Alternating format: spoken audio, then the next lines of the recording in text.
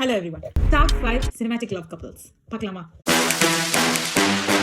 பேசிக்கா தமிழ் சினிமா ஃபேனுங்க. அதனால தமிழ் சினிமால இருந்து 5 சூப்பர்ப் பேர் எனக்கு ரொம்ப பிடிச்சது. ஏன் பிடிச்சது அப்படின்னு நான் உங்களுக்கு சொல்ல போறேன். ஃபர்ஸ்ட், ரொம்ப சோகமான நோட்ல ஆரம்பிக்கிறதுக்கு ரொம்ப சாரி.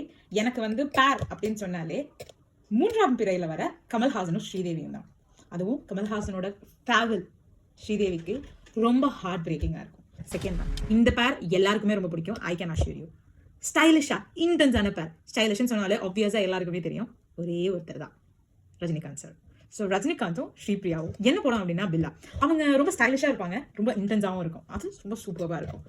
தேர்ட், இந்த பர்டிகுலர் படத்தில் இருக்கிற பேர் ஒரு ரெஃபர்மேஷன் கொண்டு வந்த ஒரு பேர். அந்த படமே அப்படிப்பட்ட ஒரு படம். அலைப்பாயுதையில வர மாதவனும் ஷாலினியும். So that is my third big.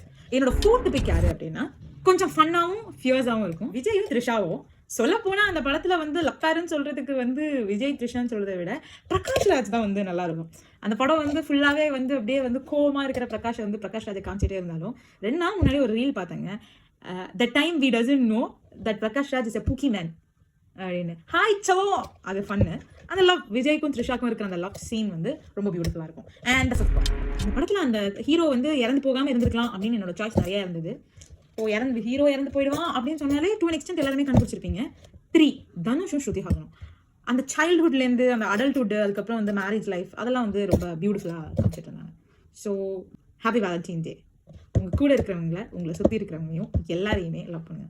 Love is a very common term, but making sure that you take an effort to gain the love and make sure that love sustains with you for a long time is very much important.